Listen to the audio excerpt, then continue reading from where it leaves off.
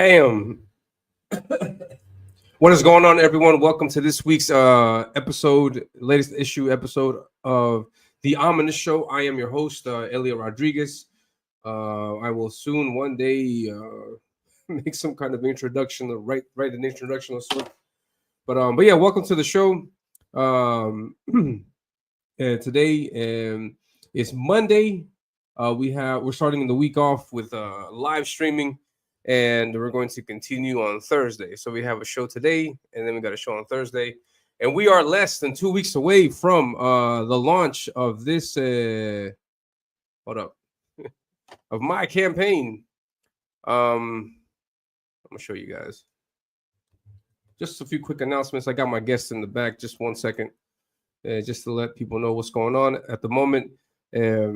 I'm a little worried about the emailing situation because I've sent out emails and some people didn't receive them for some reason. Some people, or a small amount of people, I would say, just a small amount of people, unexpectedly low amount of people have opened some of the emails. So, I guess it works in my favor because some of these people are not going to see the coupon code to save money when the campaign launches, or they might not know when the campaign launches. So I'm kind of worried about that, but hopefully they get to it. And yeah, I just wanted to show you really quick the campaign 2 weeks away from launching. We got a $1,500 funding goal, which I hope we can hit. You never know in crowdfunding if you make it or not. I have no idea. I am a first-time creator. This is the first time I do a campaign, but something to ease your mind. This is not the first time I'm fulfilling. It's not the first time I've created a comic. Not the first time. That I've gone through the whole creative process of putting together a PDF file, getting books, getting books sent, made, and so I've gone through the whole procedure informally, I guess you could say. But this is the first time that I'm doing an actual campaign on a website. So this is the campaign. It's going to be live on June 26th in 10 days. So we're counting down the last 10 days before the campaign starts. And this is not going to be a storefront. I'm not going to keep this open forever. This is going to have a beginning and an end. Everything has a beginning and an end, and my campaign is no exception. So this means that I'm going to start on June 26th, as you can see here, and I'm going to finish this August 29th, around 9 p.m. I'm planning on doing some kind of closeout stream that day. And so this will be the only opportunity you get to get these books. Hopefully we fund the campaign. Hopefully we get the 1,500. If we don't, no worries. We'll continue. I'm going to continue pushing forward. I'm going to continue drawing the Ominus graphic novel. When I finish that, I'll launch a campaign for that novel. But this campaign for Ominus Avenging Death, I'm not going to launch another one. So if this doesn't fund, it doesn't fund. I'm not gonna get my feelings hurt. I'll be all right. No, because I mean, I'm putting the book out there. No, this is what I got. Would you like to get a copy of it? Yes. No. No worries. I'm gonna do my best to convince you to get it. But if at the end of the day you don't want it, it's okay. So no worries at all. Because there's been so many people getting burned with so many campaigns. And people are hesitant, and I understand that. I completely understand that. So I was worried about this. The campaign, the first tier, you can here. This is the thing here. I was worried about it, but it came out nice. You get to choose your cover. Then you get cover A, B, or C. I'm currently working on cover B, with Zadok on the cover. That's the hero variant. And then for get 2 books. I originally thought of getting 2 of the same book, but now you can choose whatever 2 books you like. So you can get the standard cover Inferno, or you can get the hero variant with the Zadok that I'm working on, or you can get this badass Deathmonger variant. So the campaign is looking great in my opinion. I think it looks good for my first time. Here's some of the changes that's happened from the unrevised edition that has been fulfilling to the new campaign edition. I'm changing the lettering, including some sound effects where there weren't any.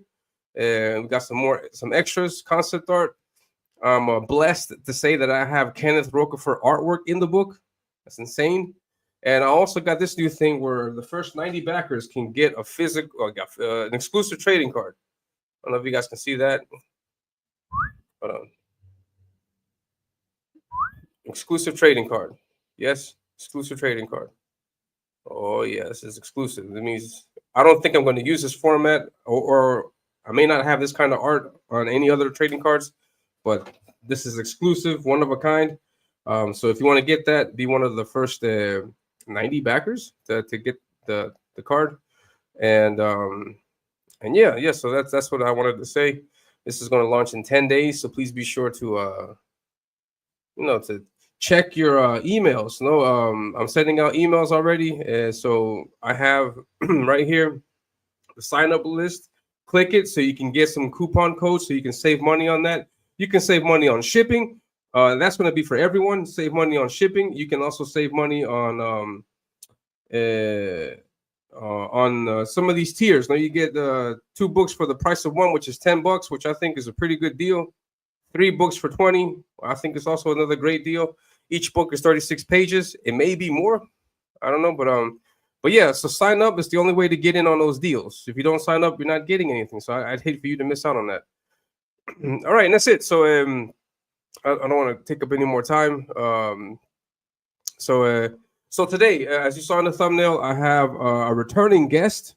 This person has been on the show before, and we've talked about a different book or the same book. Not sure, but this is it's great to have this person here because this person I would consider this person critically acclaimed.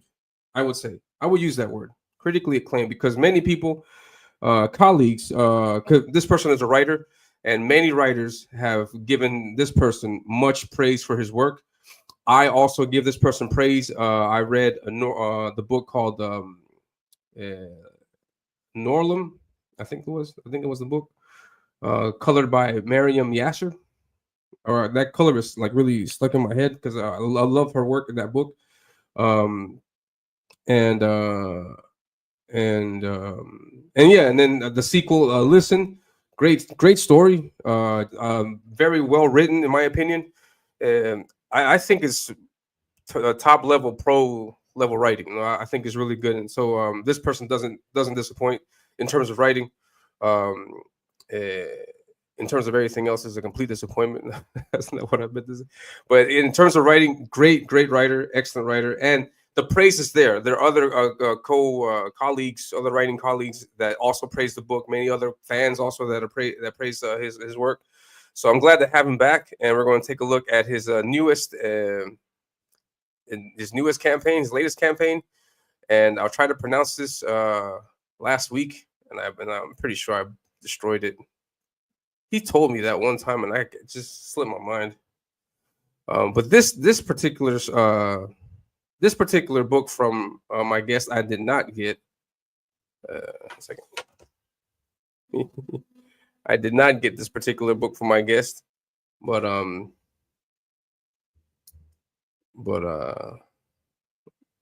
it does tickle my fancy, I guess you can say. It tickles me. But yeah, so this is the book. But yeah, I'm sorry. Without any further ado, let's bring on my guest. Wait, the guest is important to have here first. Please, big round of applause for RaidenRadio. Round of applause for RaidenRadio.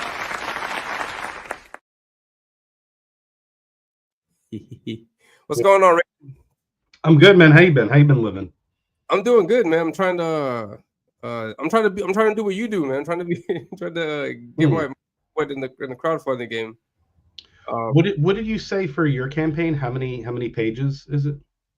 36. It may be a little bit more, but it's 36. And how much is it? $10. Yeah, I mean, I'd say we're kind of down the same path. That's something that I was really looking at, was trying to get a better price point for people. Yeah. Because I just feel like a lot of what's been going on, a lot of the things that people have been really critical of is, man, these books are just like, they're too much, man. You know what I mean? Like like $25 for, you know, an unproven creator to make like a 24 pager. It's no, that ain't it. Yeah, no, definitely. I completely agree. I see the people out there that have are hesitant to back. There's been so many creators out there burning backers, and so it's an uphill battle. And I have to fight it. Many people out there new into the game have to fight it, and it is what it is. No, but I'm going to make the effort, and I also think about that. Also, no, me as a backer, I always look at the price point because I want to get the biggest, the biggest bang for my buck. No, so I want to make sure that my money gets me entertained. Something about that the IP that I can enjoy. You know, so either the story, the art, both, price point, perks, something, you know, has to be has to justify that amount of money. And I agree, $25. It used to be the standard, but I'm glad to see people are being a bit more modest with it, because to tell you guys the truth is we don't need $25 from each person to make a book. No, you can sell it at a much lower price. No, you don't need. It doesn't require $25 to make the book. You could do it for much less. No, but people justify it because of the art, the story, the length of the book. No, so yeah, I completely agree with that. So I'm trying to find my way, make sure that I can appease, you know, to attract the backer and.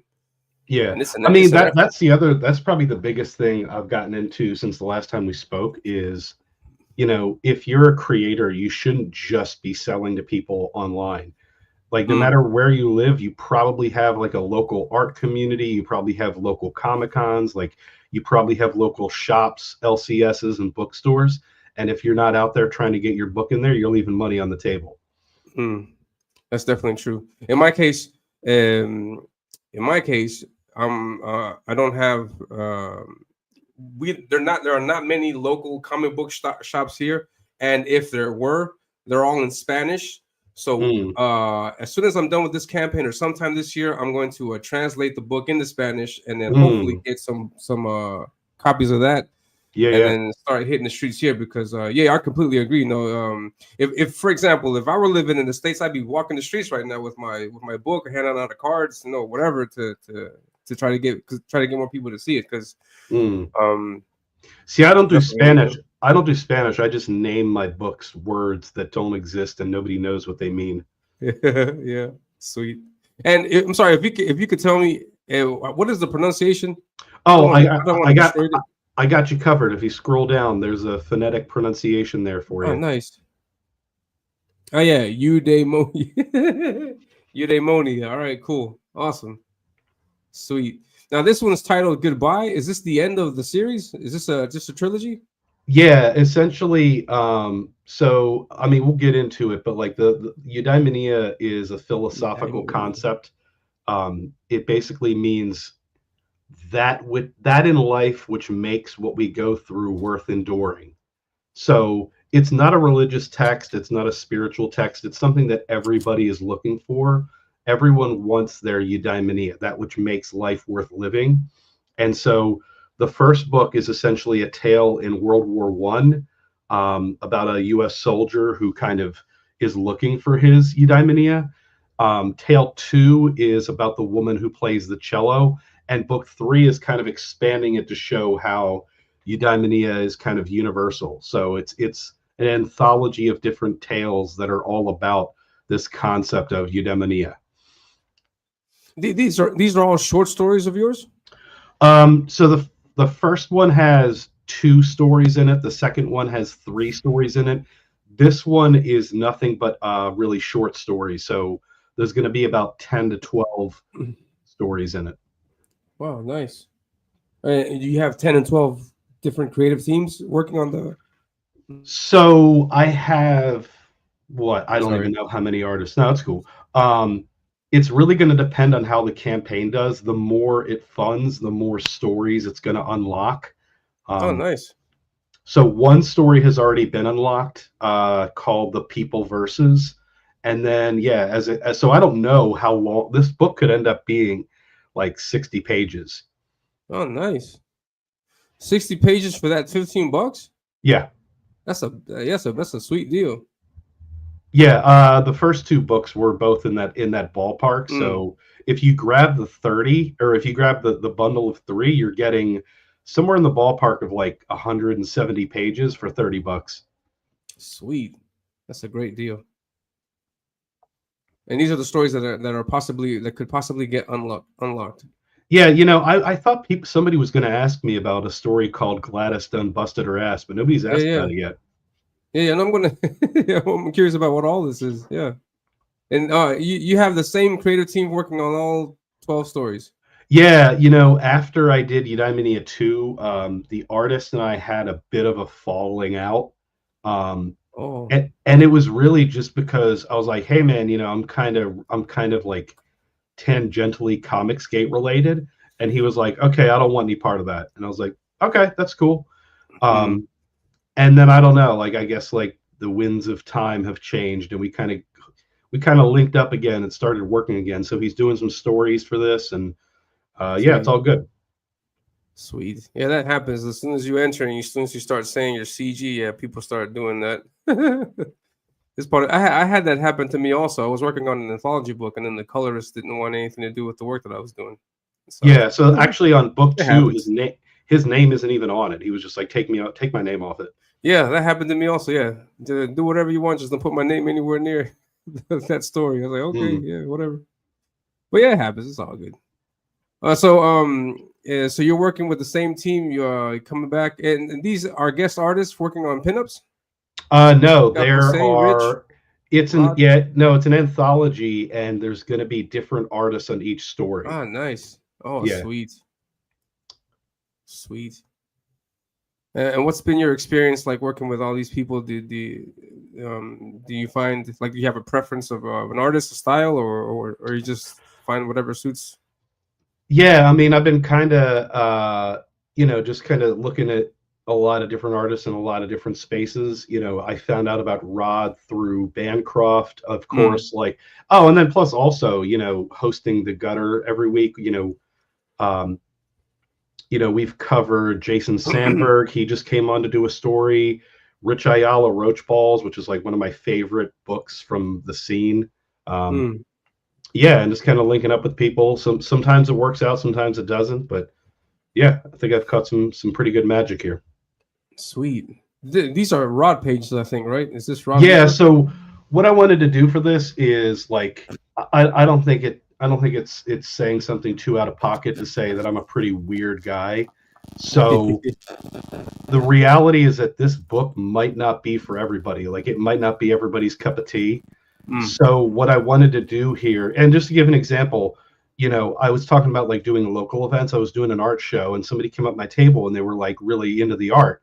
And I was like, hey, I was trying to explain to them what Eudaimonia is, and they were kind of on the fence. And I was like, I basically handed them a book and I said, here, just read one page right now, and you'll know if it's for you or not. And she picked up the book and she read a page and she's like, this is really annoying. And I was like, oh, you mean the writing? And she's like, yeah, it's really annoying. And I'm like, this probably just isn't for you then. But she's like, my husband would love it. So she went and got her husband. Her husband bought a couple copies. But sweet. I wanted to do something similar here. It's like I just put up a full story. And if you read this and it kind of grabs you or it moves you, this is going to be for you. If it doesn't, don't buy it. I want readers. I don't want supporters. So if this isn't for you, that's all good. Like we can just part as friends. Sweet. That's a good mentality to have, because sometimes you make things and then it's just not for the, like you say, no, it's just not for the reader. Yeah. It's good that you're not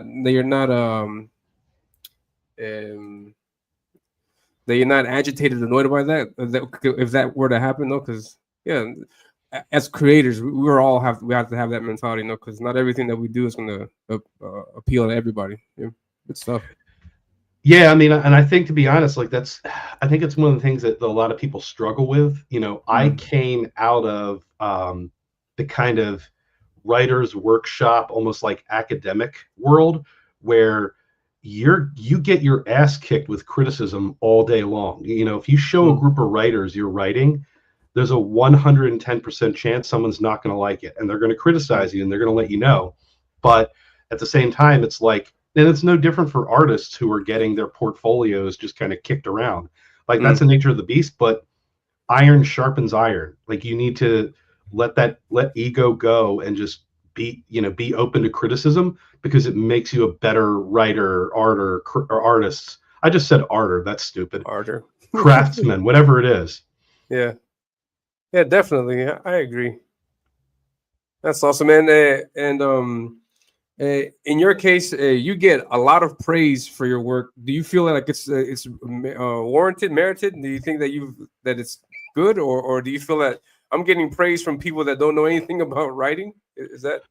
I mean, it's kind of a blessing and a curse in a way, because at the end of the day, a lot of the people who have given me high praise are themselves writers, and I spent a lot of time, in like the music world, not making it, but just kind of like being, fanning out. I managed a record store, and there were these bands that were like, they weren't really popular. They were like a band's band, you know what I mean? Or like video games too. They're video games that get made that, like, the fans don't like, but game developers like. And so it's almost like a blessing and a curse, in that you're never going to be the most popular guy in the room, but you're going to be appreciated by people you respect. So it is its own reward. You know what I mean? But yeah, I've had tons of people that just kind of have read Eudaimonia and are like, this is weird and I don't get it. I'm like, but then I get people like, God, somebody said to me once, I feel like this book was made just for me. And I was like, awesome. Sweet. Yeah, no, because there is a craft to writing. There's definitely a craft to writing. There's a craft also to drawing, to anything that you do. And so there's certain nuances in writing or drawing that in many cases are overlooked by the consumer. Yeah. But pros out there like, oh, I know what he did here. It looks great. So yeah, that's awesome. Yeah, that's like when people online are like posting like a drawing, and they're like, this wrist doesn't look like. And I'm like, what are you talking about? Sweet. Awesome stuff, man. And are there writers in the scene, or writers that you've come across in books that have impressed you equally in the same manner, or do you feel that the writing in the indie scene is subpar? Well, hang on. Let me try to. That's a pretty loaded question. Let me focus on the positive. People like, actually, Hojo in the chat right there. Pear Bird, Narwhal, Bancroft, Jason Sandberg. If you haven't read Jupiter, that's probably one of my favorite books to come out of the scene. Really underrated. But he's kind of a do-it-all guy. He's like a comic book Swiss Army knife. Sweet. But to answer your question, yes, I think there's a lot of crap. And he likes cool Ranch Doritos. Yeah, that's right. And that Hojo's here. It says writing doesn't matter, it's the art that matters. No one reads anymore. Yeah. Okay. The Joe Sontag approach. That's true. Oh my God, please don't put me in the same breath with people like that. Sweet. Yeah. So Doran Narwhal, he does great work as a writer and as an artist. Working on Vatican City now, so great work. Yeah, Hojo, great work also with the Mythicals. I haven't checked out Jason's book Jupiter yet, but I'll put that in. I'll put that down. Yeah, I would say he and I are kind of like kindred spirits, where we just like really weird stuff. So he and I can't wait to see what he does with this. We're telling a one-page story, and it's very much like just kind of pop art, comic strip kind of humor, like just really abstract and weird. Should be fun. Nice. Now, where do you get your influence from? Like, how do you, where's your influence come from writing on so many different takes, stories, ideas, situations? Where does this come from? I mean, okay, so I'm going to try and say this. I'm going to try and say this without sounding like a complete, fart huffing a-hole, but like, I think what makes my comics kind of weird and unique is that I feel like comics as a medium is a form of making the making the normal superhuman, right? Or Yep. making the normal special. My kind of world outlook is that there are things in the world that are already special, and looking for that kind of interesting way of looking at it. So, for example, there's a story in this book about, and it's just like to give an example. I used to live, about an hour south of Portland, Oregon. So like there's like junkies on every corner, and I'm walking home. I'm walking to school one morning, and it's like 8 in the morning, and I see these three guys in their 20s just kind of sitting on the sidewalk, holding up a cardboard sign asking for weed. And across the street from them, there's a woman in her 50s, and she's like a city employee, and she's using one of those handheld electric sweepers. Yeah. That for me is special. You know what I mean? Like the contrast of like these three bum ass guys that between the three of them are not as valuable as a middle-aged beaten down woman using a street sweeper. That for me is something interesting. It's worth writing about. So I immediately went and wrote her a story, and that story is in this book. It's just about that kind of contrasting image between useless and useful. And so like my inspiration is kind of like everywhere. You know what I mean? So, if I had to nail down like specific comics, I really enjoyed, so probably like really old as hell Fantastic Four and Spider-Man, the Max, some of those. This book especially was inspired by Aldous and I reading like a bunch of these old horror anthologies from like, well, pretty much from the last century. But so my inspiration, it's really hard to nail down because it's kind of everywhere. Nice. So I take it you like make notes of like things you see everywhere around you. Bringing to life. You'd say like life's ironies. Yeah, like but that. Like it's hard to say because I don't want it to sound like that asshole in American Beauty that's filming a shopping bag in the wind. It's not that into it. No, I just think that like life and people are just incredibly interesting, and that there is almost always a way to shine a lens through it that makes it worth telling their story. Nice.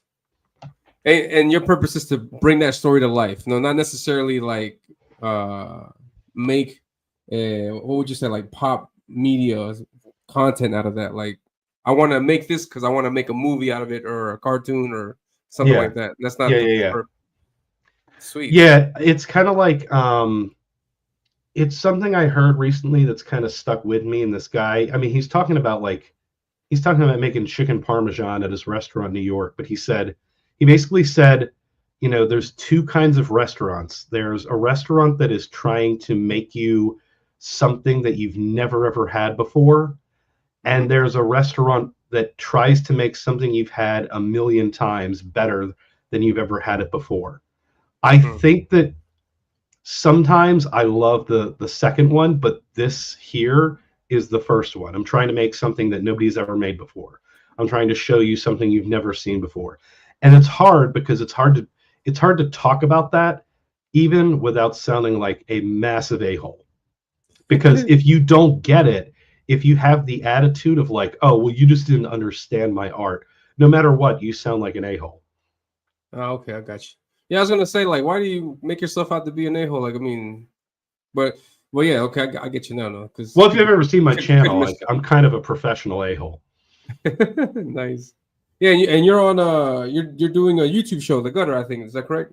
Yeah, I do 2 shows a week, The Gutter and the Gutter on Friday and the show on Wednesday. And then I do weekly uploads on my channel, and my channel is just whatever I feel like talking about. It's usually really angry, insane restaurant reviews. Nice. What was the last restaurant review that you did? Did you like it? I actually just got back from a trip to Alaska, so it was like 20 restaurants, and most of them, I shouldn't say that. Some of it was all right. Fish tacos on the shores of Alaska was pretty good, but fish tacos, crazy. The fish and chips in Seattle was probably the worst thing I had.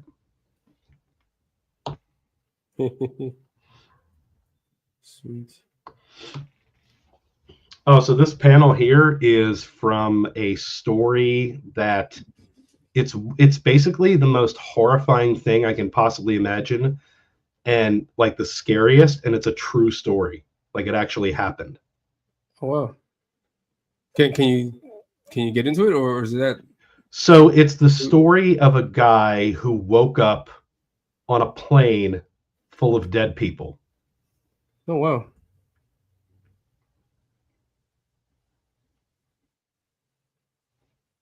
And that was, what's the connection with the missile? Is that? Well, that I can't spoil. Oh yeah, okay. Get the book. And there's catch-up tiers also. I'm assuming get the bundle 1 through 3. Yep. Catch-up tiers for digital also. No digital. No digital. All right, sweet. You got original cover also. Nice. Got Rich Ayala art. He does great work. Yeah. Cover 2 bundle. You got that sold. Sweet. Has creating campaigns gotten easier as the more you do them, or is it equally challenging every time? I think the hard part about running any campaign is that you do one, and then by the time you do another one, you've forgotten everything you learned from the last one. You know what I mean? So it always, like, no matter what is happening, I just feel like anxious and pensive, and I go a couple hours and hit refresh and nobody's back, and I'm like, it's terrible. But then everybody else is like, no, you're doing good. I'm like, okay. That's true. That's very true. Yeah, I'm in the same boat, and I'm in it for the first time, and it's an interesting experience to say the least. And it's hard. How promoting. Yeah, I think it's like the hardest part of everything. Just getting out there and trying to convince people to get your book. Yeah, I mean, it's also hard because you go to, like, if you're like me, you had a list of like shows to go on, and like you look them up and they haven't streamed in like a year. Why are you looking at me, Raiden? No, yeah, I haven't. But I'm back, and hopefully I'm going to try to stay here as long as possible, without stopping. Oh, yeah, that's right. On this campaign, Bancroft has the countdown and everything. Yeah. Like 10 minutes before the show, I was kind of nervous, and I went to advance it to the last stage before launching, and I accidentally launched it. Oh man, that's crazy. Things that happen though. So, where you're at now? You're at 15. So you're close to getting that 2K story. Balmer. Yeah, you ever watch The Wire? No, I haven't. Oh. I haven't. I've been recommended to see it, but I haven't had a chance to take a look at it. But is it related? Is it similar to that? Well, The Wire takes place in Baltimore, and my wife's family and my dad's side of the family is from Baltimore, and a lot of the people there, kind of blue collar. That's how they pronounce Baltimore. They just say Balmer. Balmer. Oh wow. Crazy. And it was funny because we were watching The Wire, like we were kind of rewatching it with the captions on, and that's how they caption it. It's just Balmer. Balmer. I'm out in Balmer. Come by and visit me in Balmer. Yeah, they do have a heavy accent up there. The further up you go, the heavier it gets, I think. Yeah, I was born in Philly, so I heard a lot of like, what is it? So if you want to say water, you'll hear a lot of water. Water. And if you're going down to the shore, they just say down a shaw. Man. Down to what? Down to shaw. Yeah. Cheesesteak is a cheeser. Yeah, cheeser. Crazy. Nice. So you got a Baltimore story. Gladiators done busted her ass. That's a great title. I don't know. It's so intriguing. Like, what the heck happened to Gladys? Sweet. And thank you very much for the people in the chat. I got Edwin. What's going on, man? Thank you very much for stopping by. My sister's here. Fire. Setting fire to stuff. Hojo is here. Says, great job, GP. It's on my list now that I'm not busy. Yeah, Hojo just strapped the Mythicals 3. I was under the impression that he was on vacation, because I think he said he went on vacation, and I thought he wasn't going to be streaming, and then he comes back, I think. and then he starts streaming again or starts appearing on shows. I was like, crap, I should have had him on this show.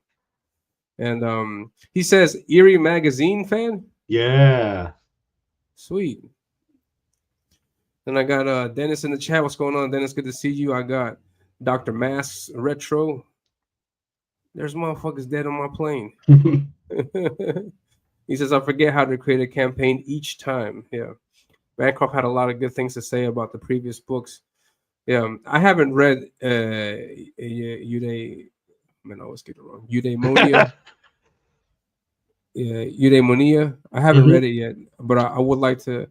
Yeah, you can actually check out the get all full 3. book 1. You can read digital on Global Comics. Ah, nice. Ah, sweet. Yeah, but I mean, I've read your other work with Norlum, and it's a great story. And yeah, Norlum 2 actually is coming out on July 21st. July 21st. Sweet. July 21st. Yeah, I'm going to do a campaign for it on Fund My Comic, but I want to try, and the campaign itself is only going to be for people who want signed copies or a bundle of book 1 and 2.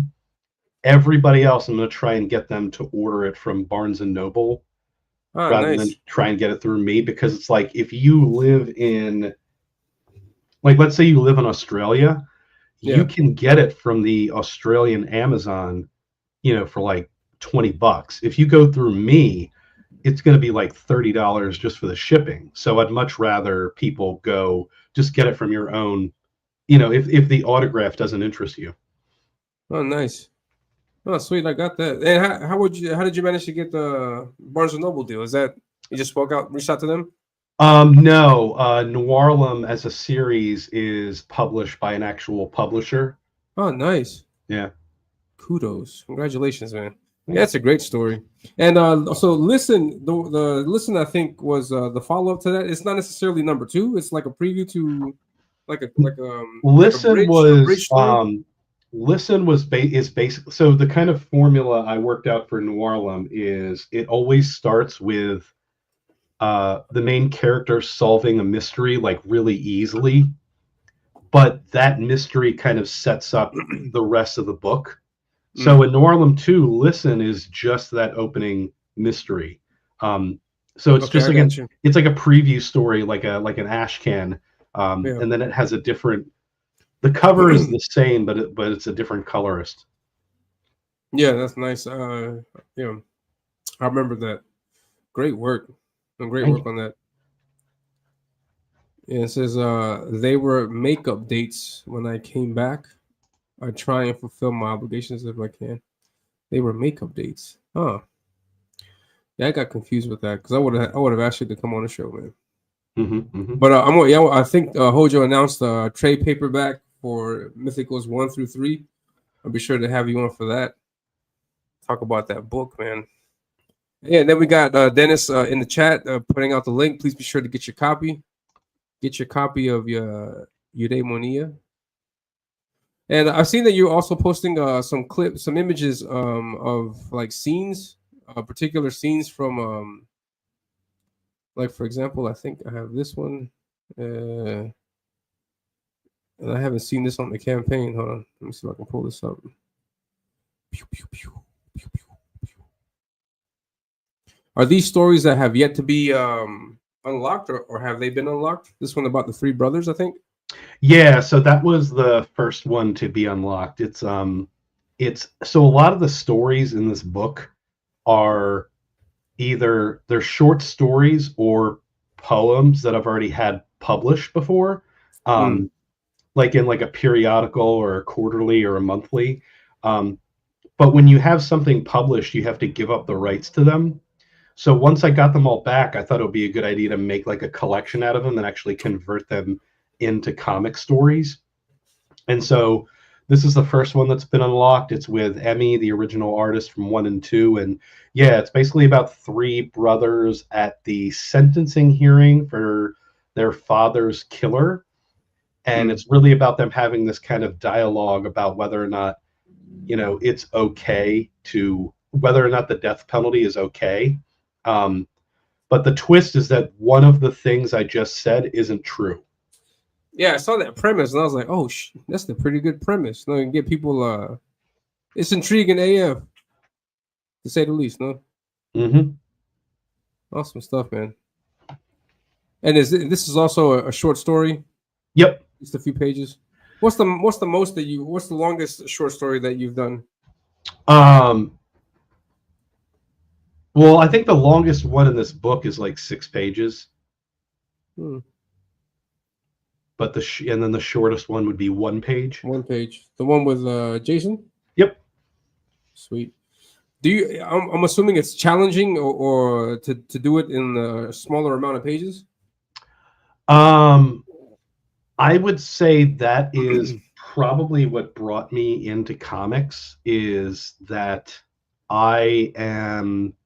that's kind of where I thrive, is trying to extract as much story out of as limited a space as I can, while still providing like a heavy impact. So, the New Orleans series is where I can kind of play around with like longer form storytelling. But for me, my editing process is to get things as short and compact as humanly possible. And I think that's just the aspect of writing that I excel in. Okay, I got you. And you would never take a crack, or have never thought about taking a crack at like longer form stories? I don't think so. I just don't feel like that's where I'm like, if I'm gonna like writing a novel, or I just don't think, I think my mind is just too frenetic for anything like that. I'm like a dog with my head out the window, I just it'd be difficult to put your attention on just that one story for so long. Yeah, I got you. I appreciate writers who do. Cormac McCarthy is unbelievable at that, but I think, and it might have something to do with coming from a poetry background, because that's what the art of making poetry is to write something as short as possible that also delivers impactful. Huh? Yeah. Nice. Sweet. And you say you're from academic. You have an academic writing background. And yeah. Did you go to university for writing? Did you take? Yeah, I got my BA from University of Oregon, and I did they had like a writing workshop there, and getting accepted into their poetry workshop, I think, is actually what got me down that path. Nice. And yeah, my senior year, I won the Matthew Knight Poetry Prize, and yeah, kind of took it off from there. Good coffee there. That's the only thing I miss. Nice. You should do a story about that. That could be. Why was the coffee the thing that you remember the most from that time? I was actually, you've seen right through me. The very last story in this book, in the Eudaimonia series, is just going to be called Eudaimonia, and I'm just going to have it. What it basically is going to be is it's just going to be me kind of confessing what my Eudaimonia is, and my Eudaimonia is making this thing that people were willing to put their time and money into appreciating. And it's just going to be like an image of me sitting at that coffee shop when I was writing Eudaimonia. Sweet. Because that's mine. So nice. That's awesome. That sounds great. And then I'm assuming it'd be a splash page. Let's see your whole image. Yeah, I was thinking maybe a double splash, and have see if Emmy would be willing to draw himself drawing. Oh. That's really meta. Yeah. Nice. I dig that. That's awesome. Sweet. And he says, that is where I'm at. I don't know if it's ADD or what. I wrote a 2-page horror story for a comic. Maybe it will see print someday. Yeah, I mean, yeah, some people, the short and sweet, make it, be impactful, use words. Yeah, I mean, that might be ideal for, there's a lot of comic book contests out there that are looking for short form content. You might want to think about putting that up. Yeah. Keep all your ideas and then put them out there. People will dig it. And is there a particular, like, going through writing courses and writing classes? Is there a particular piece of advice or something that you learned that you feel will like change the game for you? Or, Um, I mean, I other would, than your exposure to poetry, I mean, or some like yeah, yeah. some advice. Probably the thing that's had the most impact on me is something that was said by Robert Frost. Robert Frost, Mm. he wrote a kind of essay. By the way, Robert Frost, if you don't know, the OG Mm. crowdfunder. Um, he was self-published. He would just go Yeah. around and sell his books and became like incredibly famous. But the thing that he said that always stuck with me is, um, if there's he said a couple things. One of them is saying that like your writing should glide like an ice cube on a hot griddle, melting to its own demise, which I always remember that. Nice. But the other thing he said was, no surprise for the writer, no surprise for the reader. Basically meaning that if what you create it doesn't move you, it doesn't surprise you. If it seems very normal, it's not going to surprise anybody else. And for me, I think surprise is one of those interactive aspects of writing, to borrow from Narwhal. That to me is writing, is creating interaction with the reader. So when I talk about eudaimonia and I talk about these high-minded philosophical concepts about meaning, my book isn't going to help you find God or get back together with your wife or sell more used cars. It's Yeah. just a question. I'm only asking you a question. And I'm asking you to think about what life means to you in a really precise way. So my writing is essentially a series of questions. That's it. Nice. Enigmatic questions. Huh? Mm-hmm. Sweet. I dig it. Man, I had a question in my head. It just left. I hope it comes back.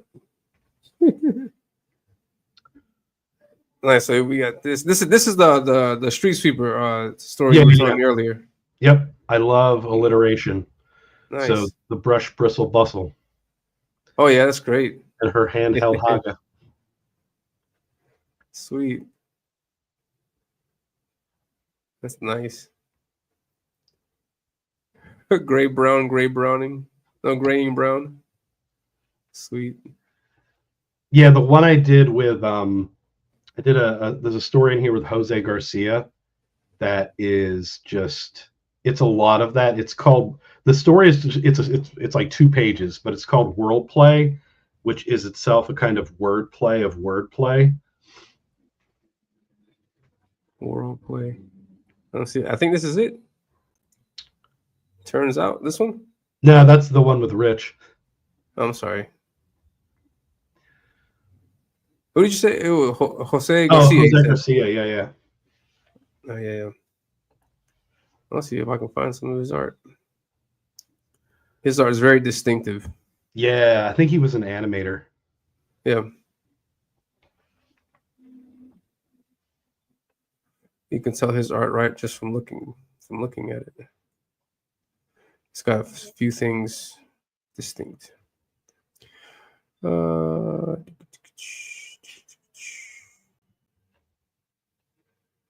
I can't seem to get it.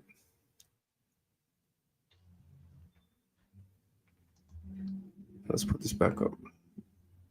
And this campaign is running. You only got 20 days. Oh, you just launched. Are you going to extend this for a few more days? Well, we can't really, we have to pretend like we're not for a couple of weeks, and then like a minute ago, like there's 30 more days. Yeah. No, I'm straight up telling everybody I got 60 days to make this either become a reality or not. I'm not playing with anybody. Yeah, I wanted to see, I did that once, but then I realized that there are people who might be beyond your reach. Yeah. That just see the campaign and are going to wait until the last minute because they are. Yeah. And so I guess that's why you do it. Yeah, I mean, I think it creates more. I don't know, like more. It's like kayfabe. I got kind of, yeah, I guess. Like, because my opinion is, give the people this idea in the head that this is going to be around just for a short period of time. It's not going to be around here. So they either have to act fast or they're just going to miss out. Because I feel like if you say this is a storefront, they'll put in the back of their mind like, I can get it next week, next month, next year, and then they have that idea, process that idea, and then they go about the rest of their day and just completely forget about the book. I suspect. I think that's how it might work. And so I'm like, no, I want people to know that either get it now or it's not going to get gotten. But yeah, I mean, whatever works for each creator's got their own way of doing things, so it's all respected. So I like to give people a countdown, a timeline, and then I may, and I think in a year or so before I do the next book, I may do a second chance campaign because they're fun, and I may do a variant cover. Sweet. I like how we went from like people really, really caring about what website you do your crowdfunding at to like nobody cares. You know what I mean? Like, and I actually did a poll amongst my mailing list. I said, do you want it on Indiegogo or Fund My Comic or Kickstarter, or do you not care? And the poll came back and it was like dead even. And I mean, it was even dead even with like, don't care. Nice. Yeah, I mean, at the end of the day, if somebody wants the book, I mean, I don't think making a profile on a new website is going to deter that person. So I think they'll get it if they want it. So yeah, there's like weird sub politics on Kickstarter, so I tend to avoid it now. And I've only kind of heard of them through the grapevine, but it's like if you create a Kickstarter, and when people look at your page, they can see how many Kickstarters you've created and how many other Kickstarters you've backed. If you don't have a lot of activity there, like you have to back like X amount of projects before people will consider backing your project. It's weird. It's weird that's because you can find that on Indiegogo, but what's weird to me is on Kickstarter they put it right in your profile, so anybody looking at your campaign can immediately see how many projects you backed. That's very strange to me. They can already make quick assessments of you. Yeah, this guy isn't in the scene. Yeah, okay. That's interesting, though. Huh. There's a purpose to that. Yeah. Crazy. But yeah, I mean, I was thinking of maybe doing Indiegogo, but I want to throw support behind Fund My Comic, and I think that they're doing a great job. There's things that could be improved upon, but I'm assuming that over time they'll get there. I mean, it's only been around for about 2 years, a year and a half, I think, and I think they're doing a great job. Yeah, I'm doing New Harlem 2 over there. I just figured that since like books 1 and 2 of Eudaimonia were on Indiegogo, that it'd be more likely to gain retention there. Yeah, there's a fan base there also. No, they're just used to like if they want to get that book, they go where they got it last time. No, so yeah, it makes sense. Sweet. And I mean, how do you go about setting your goal? Like 500 books? Like, I mean, did you have everything already finished by the time you launched? I would say the book is mostly finished. It's just going to come down to which stories are unlocked. Because no matter what, the book is going to get done. I mean, it kind of has to, and I'm going to be the reason why my price point is so much lower is because I do local stuff. I can have a stronger print run, which means I can pay less per book. So it's going to get done anyway. So I figured I'd just do what other people do, and just, you got to have a goal. Most people seem to do 500, but like, yeah, I mean, it's going to get made either way. So it's mostly done. I'm hoping to have this out by the end of the year, but yeah, for the most part, it's done. It's just going to be a matter of getting those stories that are unlocked finished. There's the one that I mentioned before that I still have yet to write. And yeah, getting the print file done and get it to the printer. Nice. And let me read this comment. He says, Dr. Mask says, I just hate the Indiegogo auto tip. I got burned a couple of times on it. Yeah, I did too. I had to do I backed the campaign. It had an exorbitant tip on it. I was like, crap. And I had to like refund it and then back again and then double check to make sure I didn't give them a tip. and that's annoying. That's annoying that they do that. Because well, at least like from what I've seen, they don't really go out of their way to promote any campaigns on there. So there's not that help from I them. think they're trying, and I'm just to give you my story. Yeah. I had a guy at Indiegogo. First off, I've had run-ins with them for years. Yeah. Like I had a campaign that was just like I was one of the first people that had a campaign just like shadow banned. And I went back and forth with their customer support for like a week. And they were like, "We don't know what you're talking about. We can see it right here." And I'm like, "Yeah, but if you look for it on the site, like the only way people can find it is through my link. Like it's not showing up on comics." And what it ended up being was there was a tag on the campaign that blocked it from being viewed, which is fine. But the fact that their own customer support doesn't know that is like, that's pretty frustrating. Yeah. But I got an email from them like a couple months ago asking about this campaign when it was launching. I was like, "Yep, here's when I'm going to be launching. Let me know." And then the night the campaign launched, I heard from somebody who said that they weren't on the mailing list, and they got an email about, and they've never interacted with me before. Yeah. But they got an email promoting it. So I don't know what causes that to happen, but they were actually trying to promote the campaign. That's sweet. Yeah, I don't know how it works. I don't know if anybody there does either, but so what I'm saying is I think they're trying some things out. Yeah. Which is good because I mean their site is a train wreck, but we'll see. Yeah, it's hard. It's rough out there, and then so many things have been popping up with them. Yeah, I mean the fact that on my comic, a brand new site has a lot of really cool features that they don't says a lot. Yeah, yeah. No, that alone that you were telling me about them not knowing the tag, like that's really telling. Also, like I wonder how they do their hiring process because I mean they should be aware of everything happening on the site. Mm-hmm. And how often do you write? Because I've heard people say that you have to write like I think it's 3,000 words or 1,000 words a day. Do you do that? No. Or do you write where you find inspiration? Like you see something, oh, I like this, and then you just write. No, how do you go about? So I write when I'm inspired to write, but that isn't very often. So in order to keep,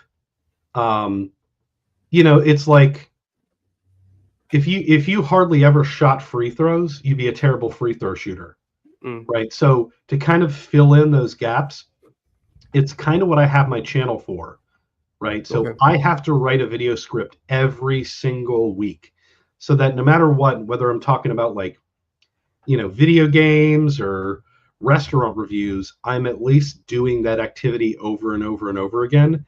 And it kind of keeps my brain fresh. And then when I get inspired to write something, I'll write something.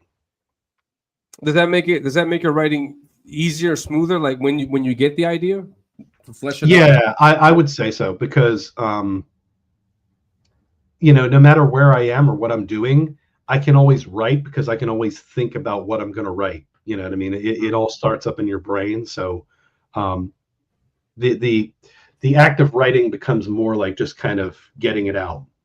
Yeah. And then the act of editing is like 10 times more important. Yeah. Editing. Yeah. That's yeah. It's always the things that you least think about that probably take the more time, no? Because you figure like the creating is important, but no, there's editing, making the video, promoting, and all these other stuff that it really takes its time. And man, I had another question that just slipped. Because I was thinking like if you're writing based on like moments of inspiration, I would assume that would not mesh very well with setting like a deadline for yourself. So do you do that? Do you set deadlines like I need to have this done by this week or have a certain amount of text or story done by this amount of time? I don't. I mean, others do. For me, it's really more about the time of day. I'm a morning writer, so for me, the biggest challenge is becoming distracted by something. So it's kind of like a ritual. Like, wake up, start the coffee, go on the back porch, have a smoke, pet the cat, sit down, do nothing internet stuff for maybe 5-10 minutes, and then get cracking. And that's usually the part where it's kind of like sometimes I might get distracted by something. So scheduling can be really important for that. And if you treat your passions like something that you absolutely have to do, that can also really help. Yeah, in another way, it could also hinder the creative process, though, because you feel obligated to create when maybe you don't feel it. Well, I mean, I would say again, that's where editing comes in. I would say if you want to commit yourself to write something, just write it. You can always fix it. You know what I mean? But if you give yourself a reason not to, you'll always find another reason not to. So I think that's maybe a roadblock for some. That's true. Especially with comics, because comics you have to edit twice, or at least I do. You have to edit your script, and then you have to edit. For me, I have to edit when I'm working with the artist. You know what I mean? Because I'll write a comic script, and then it's like, well, I don't need this because the artist is doing that already. So trying to get it more and more, the whole thing I was talking about kind of condensing everything down into just what's needed. Interesting. Because because there's a different element to writing comics. You have to be precise. Yeah, which I love. You never feel like there could be words that that could probably convey a meaning, but this may be just more wordy and just, I don't know, because sometimes I feel like there's an idea that I want to convey in the story, in the scene, and I want to say it in this way because I feel that way that I've had it written out in my head really displays that character's way of thinking, their motive, their reasoning. But then somebody be like, yeah, you can say all of that with these 3 words. And I'm thinking to myself, like, that's great. I like that. But what if this person wouldn't say it in that way? Like, does that conflict ever happen to you? So, I mean this kind of... So to what extreme do you have to be concise? I would say that for me, and this is just my choice, if I'm worried about a phrasing, I would generally go with the one that is most open to interpretation. And so, or maybe even confusing. And it kind of goes back to that, no surprise in the writer, no surprise in the reader, because what I want is for the reader to think about what's being said or think about what's going on, because I don't want to dictate everything to them. I want them to feel like they're in a world that they're free to play around in.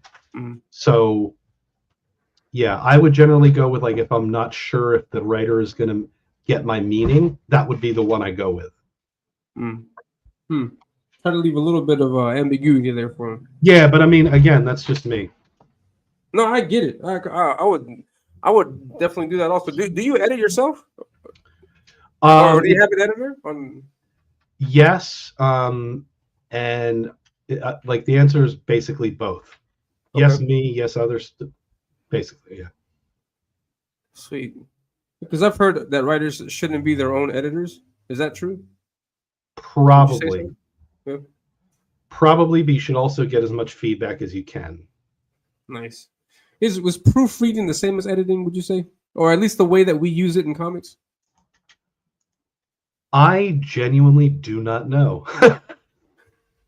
Because I mean, people say I need an editor, but I mean, and they say, "Oh, you got a comma here that you need. You got to change this word. This word. This word I see what you're saying. And then that kind of editing is just more like proofreading. I would say, because then there's other aspects of editing, like, why is this person saying this? It's got nothing to do with the story. This you shouldn't have this image here in this panel because it's got you're going to confuse the reader. Like, I mean, you're talking about style versus form. Okay.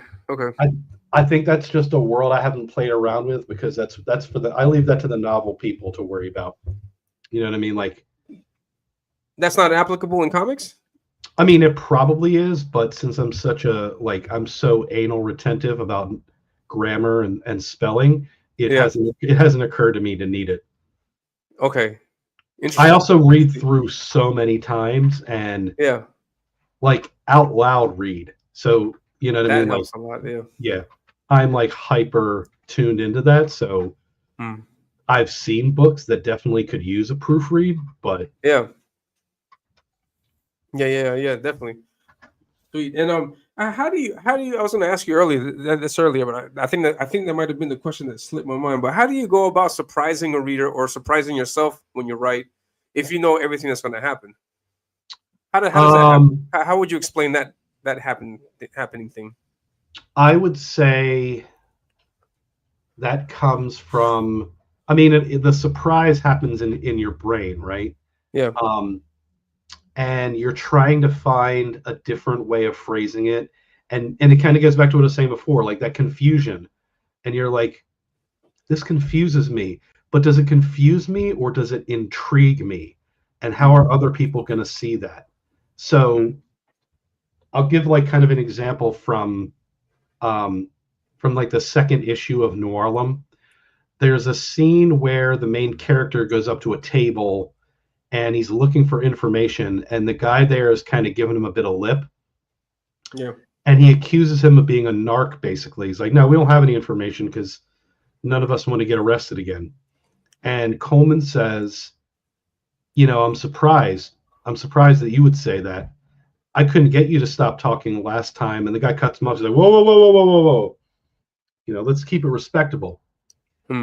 Now, this is a character that you've never seen before, and you never see him again, and you have no idea what he's talking about. But he's talking about something that happened off page. And not knowing what that is better than knowing what that is. You know what I mean?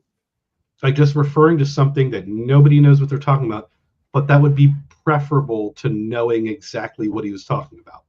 And that to me is like a kind of a surprise. That not knowing is better than knowing. I like that, and I think that's great. I think it to keep the reader guessing, like, oh, what could have happened, and why is he reacting that way? Yeah. Why did Coleman say that at that precise moment? Like all these questions. And so if you're a writer, that should be what you're embracing. You want your reader to just like kind of take these little nuggets and like play with them in their brain and wonder what they mean. But I completely understand that. But then I also hear, I don't know if it's either writers or editors or both, say that don't put anything in the book if it's not in service of the story. So like, I mean, if your story is going in this direction, but then you leave that nugget in there and it's got nothing to do with the story itself. I mean, how do you balance that out? There's always crazy things about writing, though. Yeah. I mean, I kind of look at it like in a jazz song, the bass line. If you were to hear that bass line on its own, it wouldn't mean anything to you. But the jazz song wouldn't be the same without it. I got you. Yeah, nice. Maybe the bass line could be like the like the column of the story, the spine of the story. And then the first guitar, another thing could be, I see it. Sweet. Awesome stuff, man. And where do you stand on this? Comics is more about art or writing debate? Okay. It is a visual medium. Which one do you think is more important? What do you think and why?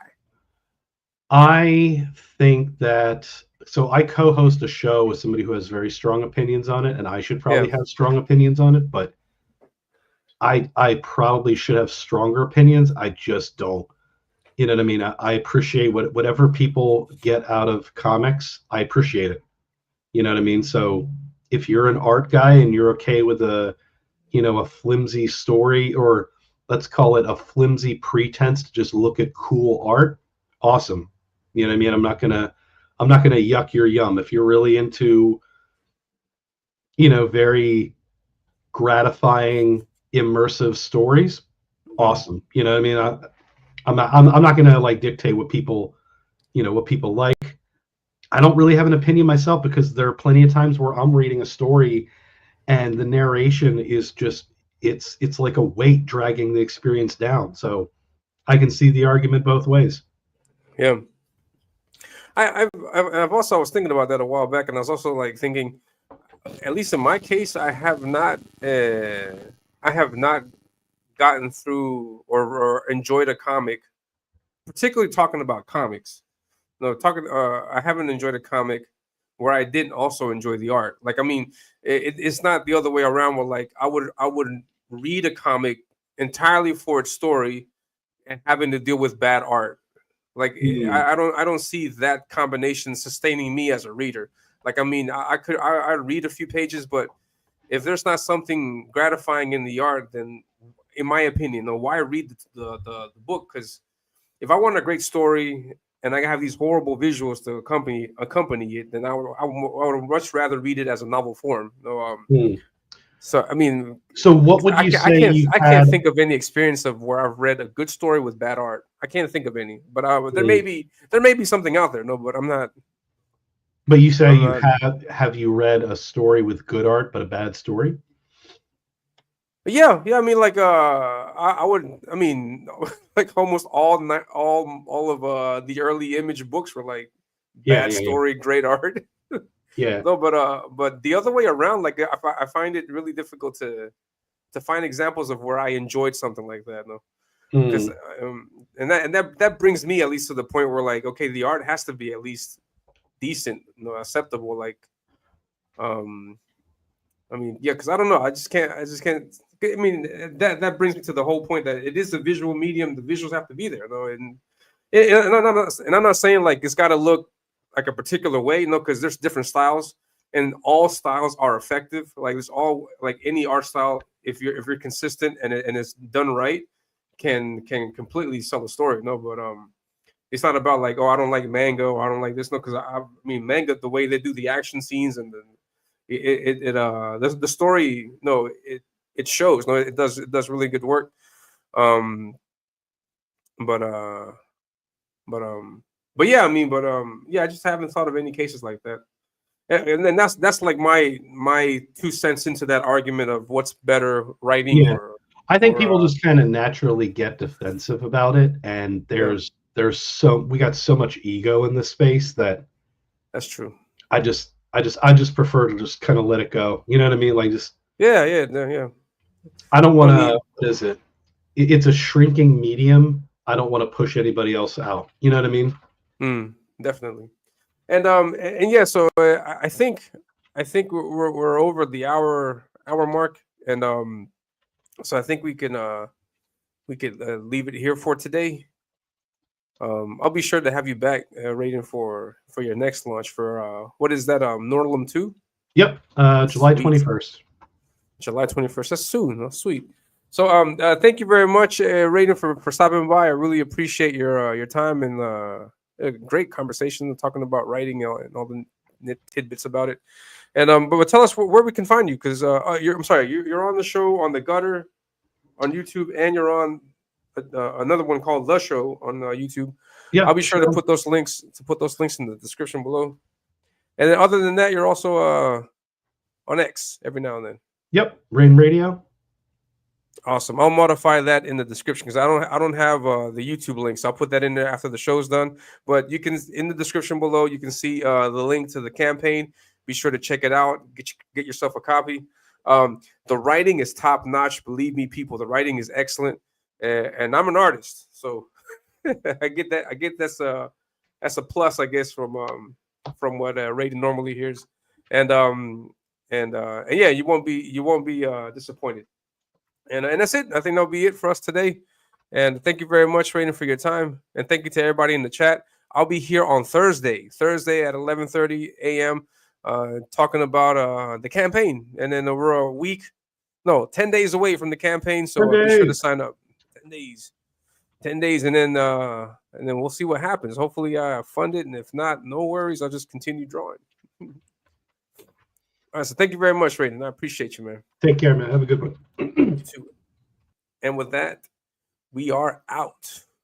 I'll catch you guys on Thursday. Yes, you guys have a great one. Wait.